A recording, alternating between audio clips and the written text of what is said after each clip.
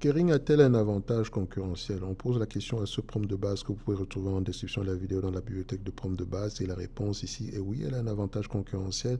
Mais l'avantage concurrentiel, il est étroit, il est en décroissance. Attention, ça ne veut pas dire qu'il décroît pour ne plus jamais croître, mais présentement, il est en décroissance. Pourquoi? On le dira tantôt tout à l'heure, je pense également que vous vous en doutez. Et il est essentiellement basé sur l'intangible que vous avez retrouvé sur la plupart des compagnies comme LVMH, comme Hermès. Je ne les compare pas, mais l'avantage concurrentiel va vraiment se situer à ce niveau-là. Maintenant, globalement, au niveau de l'intangible, qu'est-ce qu'on dit? Les maisons historiques du groupe confèrent une autorité mondiale et la capacité de vendre des articles avec des coefficients multiplicateurs très élevés par rapport à leur coût de fabrication. Néanmoins, la dépendance marquée envers Gucci, 41% du chiffre d'affaires ici du groupe et 59% du résultat opérationnel en 2025 et la sensibilité au cycle créatif ont entraîné un recul important des ventes. Donc, ils sont à peu près 19% ici en comparable pour Gucci en 2025, démontrant la fragilité de ces actifs incorporés par rapport à des maisons à la demande plus constante. Il faut également dire, donc on peut se dire ici que c'est une entreprise qui n'est pas assez diversifiée, elle dépend d'une seule maison, qui n'est pas forcément mauvais parce que comment elle s'appelle encore? Parce que Hermès, c'est la même chose. Mais sauf que les deux ne fonctionnent pas de la même façon. Hermès contrôle la production, contrôle la rareté, ok? Alors que Gucci vend en termes de volume, quoi. Sauf que avec des prix élevés. Donc, c'est pas les mêmes codes, en fait. Donc, ça va se comporter comme un Zara. Excusez-moi, je ne les compare pas. Je ne dis pas que Zara voilà, mais ça coûte plus cher.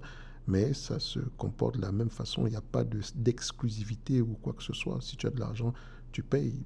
Donc, c'est tout. Sauf que techniquement, quand le cycle se retourne, ça ressemble à ceci. Et si on dépend encore d'un seul type de produit, si on n'est pas assez diversifié, ça donne, on n'est pas, c'est pas du LVMH qui est diversifié dans tout ce qu'on appelle la chaîne de valeur du luxe, enfin, tout ce qu'on appelle le luxe dans tout son ensemble. Vous avez du luxe dans la parfumerie, vous avez du luxe dans la lunetterie, vous avez du luxe, enfin, on va appeler ça les accessoires ici, vous avez du luxe dans la maroquinerie, vous avez du luxe dans la joaillerie, vous avez du luxe dans le segment des alcools, vous avez du luxe dans l'hôtellerie, donc c'est assez diversifié. Ok? Or, ici, c'est juste vente de vêtements, de chaussures et quelques accessoires. Ok? Donc ça souffre plus en période difficile.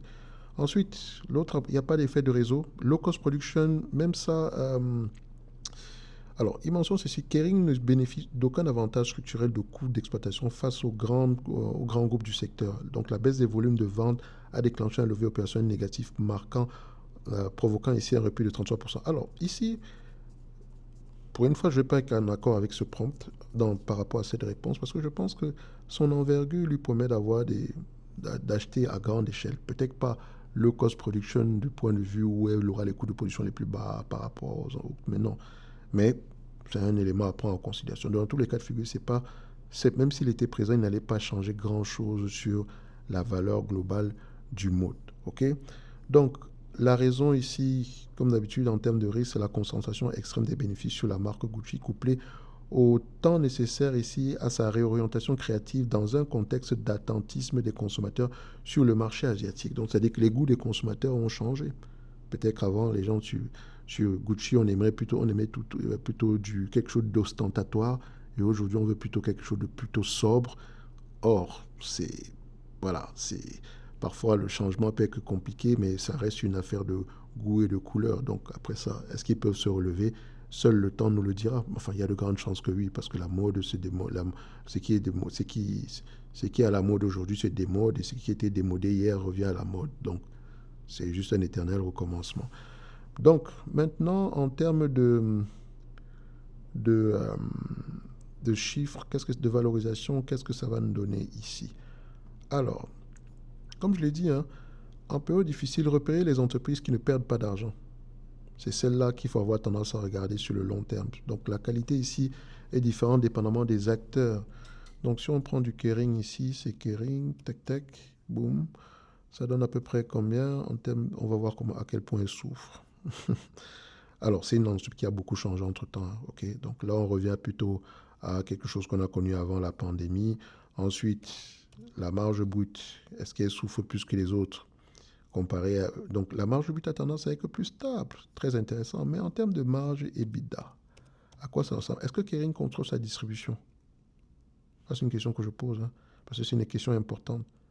Est-ce qu'elle contrôle sa distribution? Donc vous voyez ici que la marge EBITDA s'effondre plus rapidement que la marge EBITDA de LVMH. LVMH, c'est 5 points de base en dessous. Ici, on avait du 31% et là, on a 17%, donc c'est presque divisé par 2. Ça veut dire que les dépenses opérationnelles sont très, très élevées. Maintenant, les dépenses opérationnelles, est-ce que c'est en coût variable ou en coût fixe? Parce que si c'est en coût variable, on peut les réduire. Mais maintenant, si on les réduit, est-ce que ça ne va pas impacter est-ce que ça va pas impacter le business à moyen terme? Si c'est plutôt des coûts fixes, ça va être difficile à réduire. Bref, ici, je constate que les dépenses opérationnelles sont élevées. Donc, mon prochain, si je suis intéressé par cette compagnie, je vais aller regarder à ces niveaux-là qu'est-ce qui cloche. OK? Ensuite, je regarde ici le nombre d'actions. Est-ce qu'il augmente ou diminue? Enfin, il avait tendance à diminuer, mais là, il est plutôt stable. C'est un peu normal, vu la période. Vu qu'on a une période difficile, dette nette, en termes de volume, 14 milliards. En termes de free cash flow ici, est-ce qu'on génère quelque chose au moins pour pouvoir repayer la dette nette? Ici, on a des free cash flow, il faut normaliser, près de 2 milliards par là. On peut repayer la dette nette en moins de 7 ans, ok. Comparant avec les net income ici, donc les free cash flow sont plus élevés que les net income, donc ici, il faut les normaliser. Donc techniquement, on voit clairement que c'est une entreprise qui est en train de souffrir présentement. Donc, pour les raisons que vous connaissez. Tout le secteur d'activité souffre. Certaines souffrent plus que d'autres. Et donc, celle-ci fait partie de celles qui souffrent plus que les autres. La raison en question maintenant, c'est pourquoi. Donc, vous avez à peu près une partie de la réponse ici. Maintenant, on va regarder en termes de valorisation. Je ne vais pas me casser la tête. Cette compagnie, je vais prendre les cash flows opérationnels.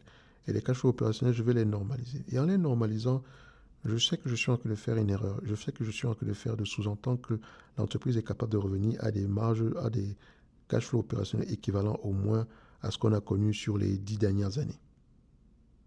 C'est possible. Est-ce que je prends 10 ans? Est-ce que je prends 20 ans? Qu'est-ce que je prends finalement? C'est là que ça devient parfois compliqué avec les B2C. Donc parfois, j'aime toujours aller regarder les attentes des analystes sur sur ce type d'entreprise aussi. Vous voyez qu'ils ont tendance à ne pas à se tromper énormément en termes de cash flow opérationnel. Je vais normaliser sur les 10 dernières années parce que c'est également une entreprise qui a beaucoup changé. Donc on a à peu près 3,7 milliards.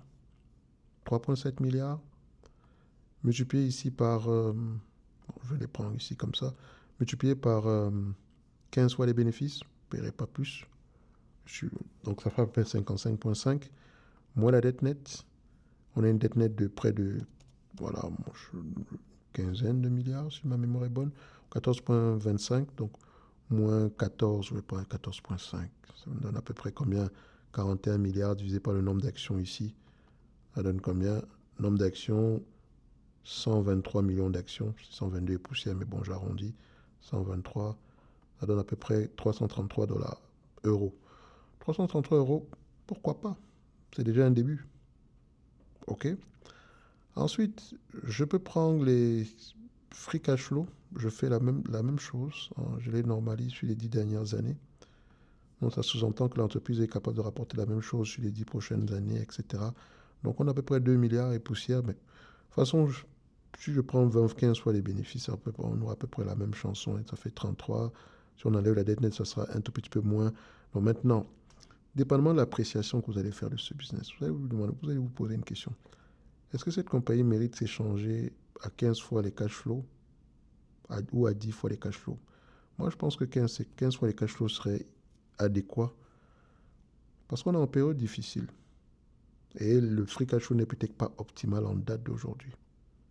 On peut également avoir des actifs cachés. Enfin, on se dit les actifs cachés, on peut avoir des biens immobiliers, ce genre d'éléments-là. Donc, il faut faire attention. La valeur de les marques, ces marques également ont une certaine valeur. Imaginez si Gucci est à vendre. Vous savez qui va l'acheter. Il faut juste repositionner la marque. C'est déjà arrivé par le passé. Je vous ai déjà conté l'histoire ici de... comment on appelle encore ça? Ray-Ban avec Essilor Luxottica. Les Ray-Ban, ça se vendait dans n'importe quel magasin. Or, quand la marque avait un certain attrait ici, une certaine histoire, certains modèles iconiques, qu'est-ce qu'ils ont fait?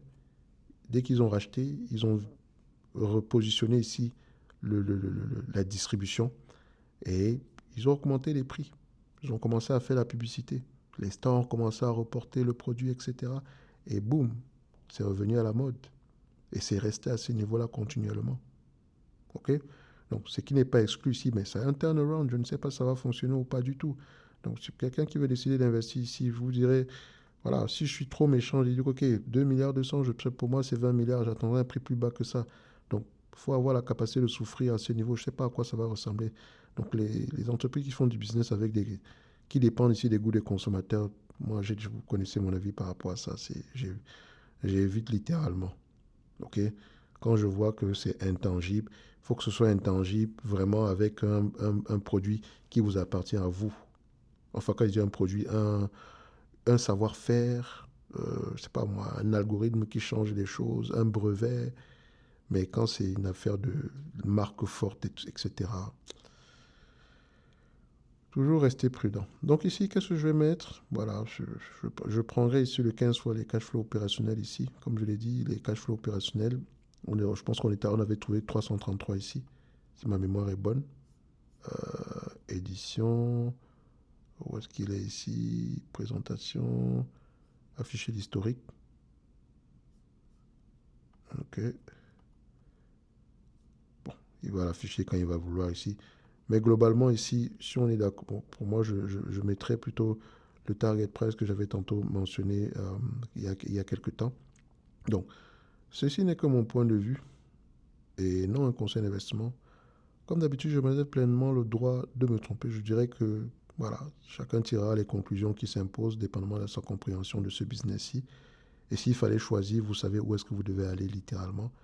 Et s'il fallait allouer son capital ici, vous savez également ce qu'il faut faire pour minimiser le risque. OK? Donc, toutes les informations importantes sont en description de la vidéo pour ceux qui veulent aller plus loin. Donc, pour le reste, ici, on se donne rendez-vous sur les prochaines vidéos, dividendes, etc. et toute la chanson qui va avec. Je pense qu'ils ont les moyens de repayer cela. Et le reste ici, bon, on va continuer à croiser les doigts que ça fonctionne de manière générale. Et comme je l'ai dit ici, apprécier en prenant en considération la qualité du business, ainsi que ce que les concurrents proposent. Et en période difficile, comme je l'ai dit, c'est là que ça vous permet de voir lesquelles sont les entreprises qui sont bien positionnées pour réussir dans le futur, qui ont quelque chose en supplément. OK? Parce qu'elles souffrent moins. Merci, au revoir.